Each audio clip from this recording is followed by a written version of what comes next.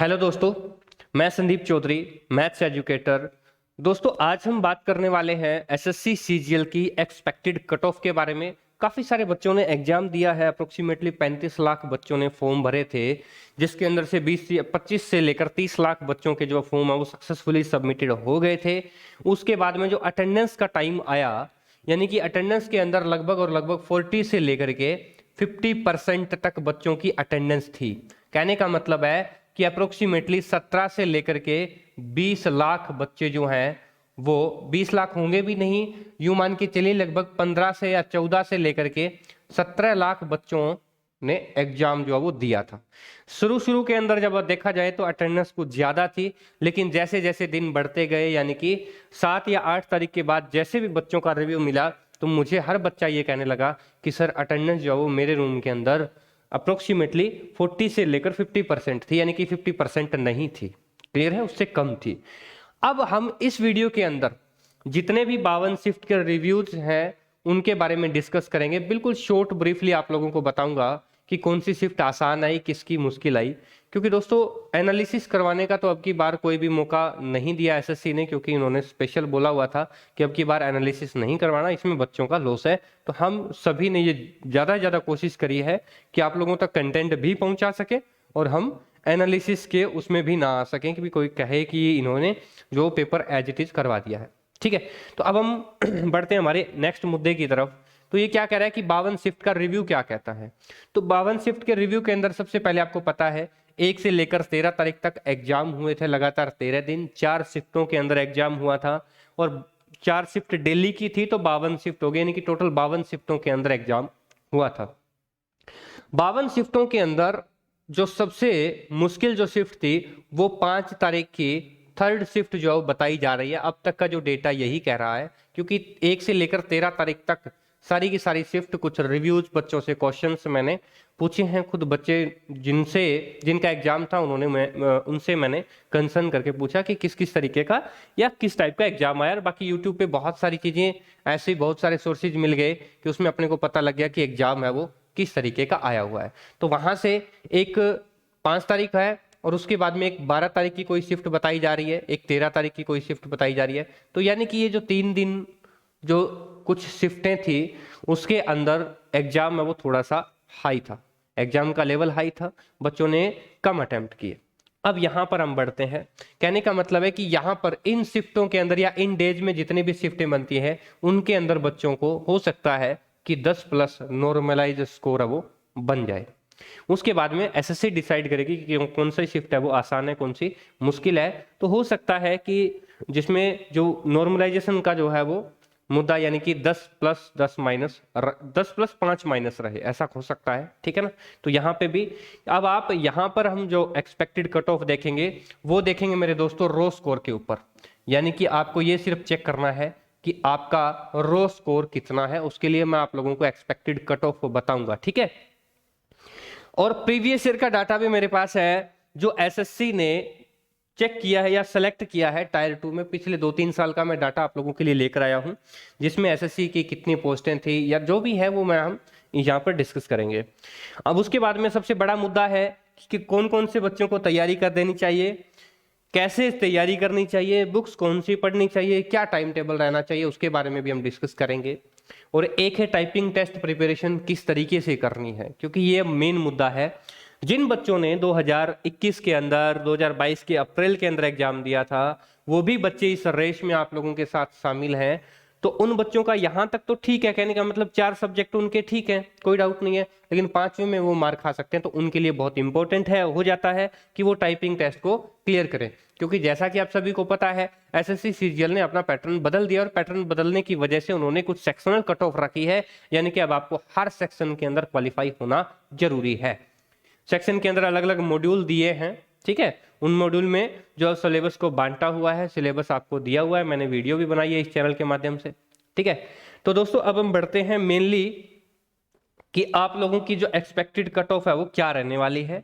हम जनरल के ऊपर बात करेंगे, जनरल यानी कि यूआर कैटेगरी के ऊपर, और उसके अकॉर्डिंग आप लोग यहां से डाटा जो है वो उठा सकते हो अपनी अपनी कैटेगरी के ऊपर। ठीक है, तो जब जनरल की हम बात करें दोस्तों, तो एसएससी सीजीएल टायर 1 में 2020-21 में टोटल 7000 के आसपास वैकेंसियां थी, ठीक है।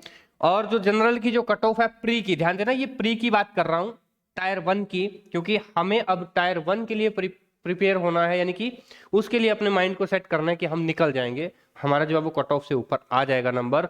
तो यहां से इस डाटा को फोकस करिए। कहने का मतलब 7000 वैकेंसी जब थी, 1,14,000 कैंडिडेट को सेलेक्ट किया गया, उसके अंदर जो कट ऑफ है वो कितनी आई, 132। क्लियर है। लेकिन अब यहां पर जो वैकेंसियां हैं वो ज्यादा है, 20,000 कैंडिडेट तो पहले ही उन्होंने अनाउंस कर दिए थे एसएससी ने, लेकिन जैसे बाद में टाइम बढ़ता गया तो वहां से खबरें ऐसे आने लगी कि जो वैकेंसी है वो 35,000 हो चुकी है आपकी एसएससी सीजीएल की।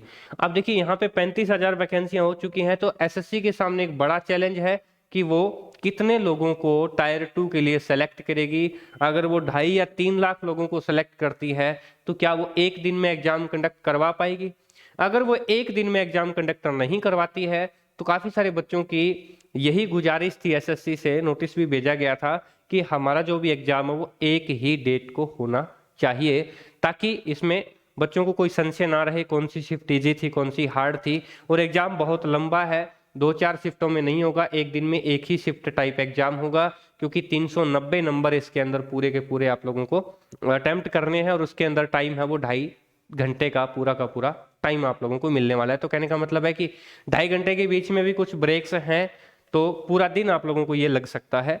तो यहां पर दिक्कत यही आ रही है कि जो टायर की कट ऑफ, टायर फर्स्ट की जो कट ऑफ थी 2021 की, वहां पर 7,000 वैकेंसियां थी, 1,14,000 कैंडिडेट को सेलेक्ट किया गया, यानी कि अप्रोक्सीमेटली 15 गुना 17 गुना जो है वो बुलाया गया।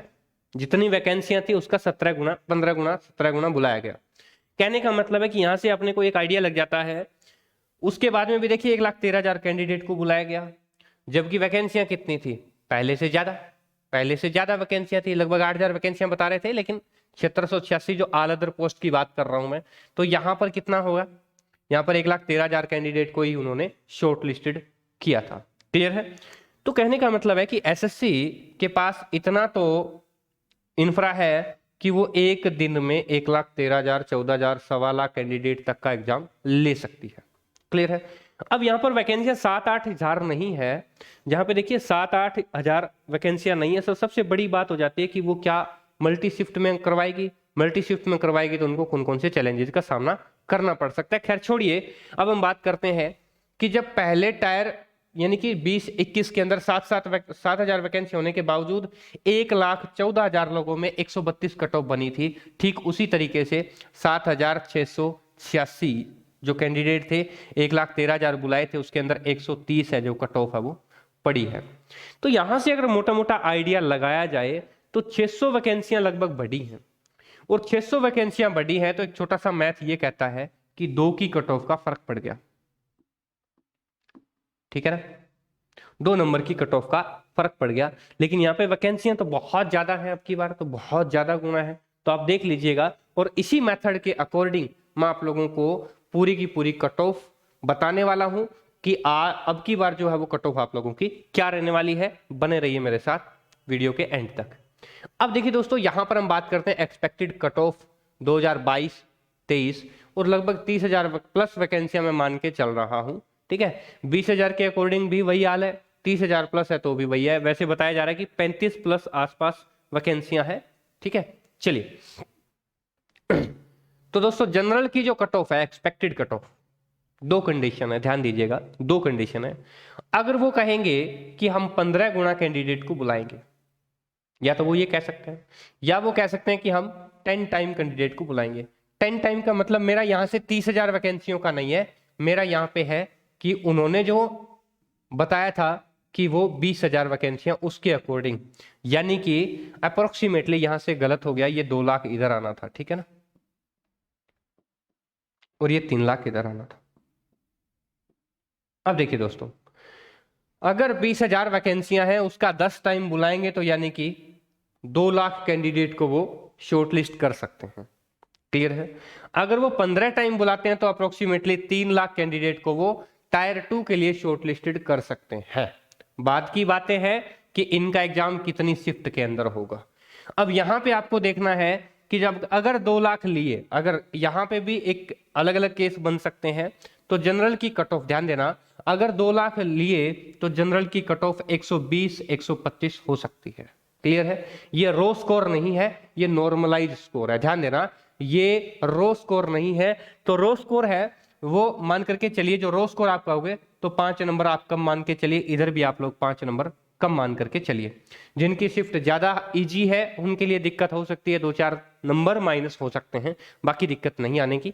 ठीक है, तो यहां पे यूं मान के चलिए कि जो ये जो है वो, ये जो कट ऑफ हमने ली है, ये क्या है, ये आफ्टर नॉर्मलाइजेशन है। तो काफी सारे बच्चे, ठीक है ना, तो आफ्टर नॉर्मलाइज स्कोर है ये। तो जब नॉर्मलाइज स्कोर है ये, तो यूआर जो जनरल है उसकी 120 125 रहने वाली है, अगर 2 लाख कैंडिडेट को मौका मिला, अगर 10 टाइम कैंडिडेट को उन्होंने बुलाया तो। ठीक है, तो यहां पे अगर उन्होंने 3 लाख कैंडिडेट को बुलाया तो अप्रोक्सीमेटली जो है वो कैंडिडेट जो कट ऑफ है वो 115 या 110, अगर रो स्कोर की बात करते हैं 110, वैसे 115। तो कहने का मतलब ये है कि जिस बच्चे ने जनरल कैटेगरी के अंदर 115 प्लस स्कोर किया है, या उनको लगता है कि 115 मेरा आ जाएगा। अब काफी सारे बच्चों को ये डाउट है कि मेरे तो 80 जो है वो अटेम्प्ट है, ठीक है, किसी के 70 प्लस अटेम्प्ट है, किसी के 60 प्लस अटेम्प्ट है, किसी के 90 प्लस भी अटेम्प्ट है। तो हम बात इनकी करते हैं। देखो दोस्तों, अगर मान लो आपके 60 प्लस अटेम्प्ट है, 60 प्लस आप लोगों के अटेम्प्ट है, और अगर आपकी 90% एक्यूरेसी है, मेन चीज है एक्यूरेसी कितनी है, अटेम्प्ट कितना है, ठीक है ना, बात बन सकती है। कैसे बन सकती है? क्योंकि अगर आपके 60 प्लस यानी कि 60 मार्क्स या 60 क्वेश्चन आपने अटेम्प्ट किया तो 120 नंबर बनता है। उसके अगर आप लोगों के 4-5 नंबर गलत हैं तो कहने का मतलब 2-2.5 नंबर आपके कम हो सकते हैं। क्लियर है? तो भी 115 प्लस कट ऑफ तो आप लोगों की जाएगी ही जाएगी। अब इसके बाद में अगर आपके 70 प्लस आप लोगों के किए हुए हैं और आपका जो है वो एक्यूरेसी 80% है, इसी तरीके से ये 70% है, ठीक है ना, लेकिन यहां पे जब आपने 90 कर रखे हैं तो भी आपकी जो एक्यूरेसी है वो 70% होनी चाहिए, ठीक है ना। अगर आपने 90 किए हैं और 30 क्वेश्चन गलत कर दिए, यानी कि आपने 30% जो है वो, या कहने का मतलब 90 आपने करे, आपके नंबर बने कितने, 180, सॉरी 90 आपने अटेम्प्ट किए, जिसमें से अब मान के चलिए आप ध्यान से, 90 आपने किए, इसमें से 70% आपके सही है, तो 30% गलत हो गए, तो 9-7 63, अब 63 क्वेश्चन तो आपके सही है। अगर 63 क्वेश्चन सही है तो आपके नंबर 126 बन गए। अब यहाँ पे 9-3 27, यानी कि 27 क्वेश्चन आपके गलत हैं, तो कम से कम भी आपके 13 नंबर माइनस हो गए, और 13 की बजाय ये जो एक्यूरेसी की कमी हो रही है, हो सकता है कि 15 या 20 नंबर भी आप लोगों के लेकर बने, तो आपकी क्या पता नंबर भी 100 प्लस रह जाए, 105 तक बढ़ जाए, तो यहाँ पे दिक्कत है आप लोगों को। क्लियर है ना? तो यहाँ पे कहने का मतलब है कि यहाँ पे 80% आप लोगों को जो है वो क्लियरिटी यानी कि एक्यूरेसी आप लोगों को लेकर आनी पड़ेगी। काफी सारे बच्चों ने जल्दबाजी में 90 लगाए हैं, ऐसी बात नहीं है, ठीक है। अब हमारा टॉपिक जो है वो मेन क्या है कि किन किन बच्चों को जो है वो तैयारी कर लेनी चाहिए। मैंने आपको बता दिया 115 प्लस अगर आप लोगों की बन रहे हैं तो आप लोगों को तैयारी कर लेनी चाहिए, क्योंकि मार्च के अंदर जैसे ही मार्च आएगा आप लोगों का एग्जाम हो जाएगा, और अब आप तब तक आपके लिए कोई टाइम नहीं बचेगा। अब मान के चलिए 13 तारीख तक एग्जाम थे, और अप्रोक्सीमेटली आपके पास, देखिए ध्यान से, दिसंबर, जनवरी, फरवरी और मार्च, तो मार्च का भी हो सकता है कि आपको 13-14 के बीच में मिले, तो लगभग 3-3.25 महीने आप लोगों के इस बीच बनते हैं तैयारी करने के लिए। और आपको पता है कि जो आपका टायर 2 का फर्स्ट सेक्शन है, यानी कि फर्स्ट सेक्शन के 2 मॉड्यूल हैं, जिसके अंदर आपके पास एक रीजनिंग है, ठीक है, दूसरा आपके पास मैथ्स है, ठीक है, एक तो ये हो गया। दूसरा क्या है आपके पास, एक इंग्लिश है, ठीक है, और एक और जीके हो गया, ठीक है। जीके के 20 क्वेश्चन हैं, इंग्लिश के 45 हैं, ठीक है ना, इस तरीके से हैं, और यहां पर रीजनिंग और इसके 30-30 हैं, आई थिंक, है ना, हाँ ठीक है, 30-30 है। तो कहने का मतलब 3-3 नंबर है, 30-30 60 180 नंबर का ये हो गया, ठीक है। 45 और 20 65, और 65 दिए, ऐसा ही कुछ है, 45 और 25 ऐसा ही था, सॉरी ये 25 क्वेश्चन है, ठीक है ना, ठीक है, 70 210 ये हो गया, और 30 नंबर का और है, 390 नंबर का यार टोटल, ऐसा कैसे हो सकता है? चलिए कोई बात नहीं। तो इसमें क्या है, एक कंप्यूटर है, कैलकुलेशन में गड़बड़ी है। चलिए अब कंप्यूटर के जो है वो आप लोगों के 30 क्वेश्चन है, सॉरी 15 क्वेश्चन है, 30 नंबर है ना, 30 मिनट का टाइम है। तो यहाँ पे एक घंटे का आप लोगों को टाइम यहाँ पे मिल रहा है, यहाँ पे 1 घंटे का, यहाँ पे 1 घंटे का, ठीक है। तो यहाँ पे दिक्कत कहाँ आ रही है, यानी कि यहाँ पे इन दोनों में, इस सेक्शनल कट ऑफ है, फर्स्ट सेक्शन में आपको अपीयर होना है, दूसरे सेक्शन में भी आप लोगों को अपीयर होना है, तीसरे सेक्शन में भी आप लोगों को अपीयर होना है। तो सबसे बड़ी मेन दिक्कत ये चीजें, तैयारी इनकी तो आप कर सकते हो। यहाँ पे देखिए आप इसमें सेक्शन में मैथ्स को आपको मजबूत बनाना है, यहाँ पर आप लोगों को इंग्लिश के अंदर मजबूत बनाना है, क्योंकि जब मैथ्स मजबूत कर लोगे रीजनिंग में आप अच्छा स्कोर ऑटोमेटिक कर लोगे। जीके की बात है तो जीके एसएससी ऐसा पूछता है कि चाहे कितनी भी जबरदस्त तगड़ी तैयारी कर लो आप, 50% नंबर आपके कहीं नहीं गए, 15% नंबर बन जाएंगे और 50 रहेंगे, बाकी वो डाउट में ही रहेंगे आपके, ठीक है। अब बात आती है इंग्लिश की, क्योंकि इंग्लिश सबसे बड़ा वेटेज है, इसलिए आपको इंग्लिश की तैयारी अभी से शुरू कर देनी चाहिए। वोकेबलरी हो गई, कॉम्प्रीहेंशन हो गई, इसके ऊपर आप लोग थोड़ी सी ज्यादा फोकस करिएगा। उसके बाद में ग्रामर पार्ट आपका वैसे ही स्ट्रॉन्ग होगा, क्योंकि आपने टायर 1 तो निकाला है, तो ग्रामर के बेस के ऊपर ही आप लोगों ने निकाला होगा। अब सबसे बड़ी बात आती है कंप्यूटर की। तो दोस्तों यहाँ पे ये चीज पास कर दोगे, ये चीज पास कर दोगे, क्योंकि आपको एग्जाम देने का क्या है, एक्सपीरियंस है। अगर आपको एक्सपीरियंस है तो यहाँ पर आपको कोई दिक्कत नहीं आएगी, दिक्कत यहाँ आने वाली है। क्यों?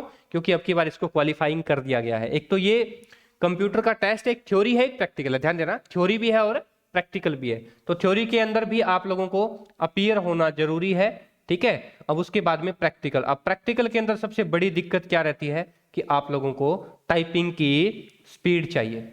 अब आप लोगों की अगर टाइपिंग की स्पीड नहीं है तो आप लटक गए भाई। अगर आप लोग यहाँ पे फेल हो जाते हो लास्ट कंडीशन में जाके, तो यहाँ पर मेहनत करने का कोई फायदा नहीं है। अब इसको कैसे निकाला जाए वो मैं बताता हूँ। डेली की 1 घंटे की आप लोग टाइपिंग टेस्ट लगाइए, और टाइपिंग टेस्ट यानी कि जैसे टाइपिंग मास्टर जो है, एक सॉफ्टवेयर आता है टाइपिंग मास्टर, लिंक डिस्क्रिप्शन में दे दूंगा, फुल वर्जन आपको मिल जाएगा, ठीक है ना। टाइपिंग मास्टर का फुल वर्जन जो है वो मिल जाएगा, और उसको आप करिए, इंस्टॉल करिए अपने एप्लीकेशन कंप्यूटर के अंदर, लैपटॉप के अंदर, ठीक है। और उससे डेली की डेली एक प्रैक्टिस करिए। बहुत ही बढ़िया सॉफ्टवेयर है, आप लोगों की प्रैक्टिस को मजबूत करेगा, आपकी जो टाइपिंग स्पीड है उसको जबरदस्त और बेहतर बनाएगा। तो दोस्तों आज हमने इन सभी टॉपिक के बारे में जानकारी ली, बात करी। अब मेनली इंपॉर्टेंट क्या हो जाता है कि आप लोगों के लिए कि आप तैयारी कहाँ से करो। तो दोस्तों मेनली जो टाइप की जो भी मेनली तैयारी है वो है मैथ्स की, और मैथ्स की जो तैयारी है वो आप लोगों की इसी चैनल के माध्यम से होने वाली है। मैं आप लोगों को पूरी मैथ्स की तैयारी जो है वो करवाऊंगा। एसएससी सीजीएल मेंस के जितने भी, ठीक है, एसएससी सीजीएल मेंस के जितने भी क्वेश्चन पेपर है प्रीवियस ईयर, उन सभी को मैं आप लोगों को इसी चैनल के माध्यम से करवाने वाला हूं, और पूरा फ्री ऑफ कॉस्ट होगा। ध्यान देना, फ्री ऑफ कॉस्ट आप लोगों के लिए एसएससी सीजीएल की तैयारी हम लोग करवाएंगे, बिल्कुल फ्री ऑफ कॉस्ट। चाहे आपका मैथ्स का पार्ट हो, उसके बाद में जीएस का पार्ट है, इंग्लिश का पार्ट है, ये सारे के सारे सब्जेक्ट जो हैं वो आप लोगों के इसी चैनल के माध्यम से बिल्कुल फ्री ऑफ कॉस्ट होने वाले हैं। तो दोस्तों देखना ना भूलें, आज ही चैनल को सब्सक्राइब करें, ठीक है, बेल आइकन को दबाएं। धन्यवाद, जय हिंद, जय भारत।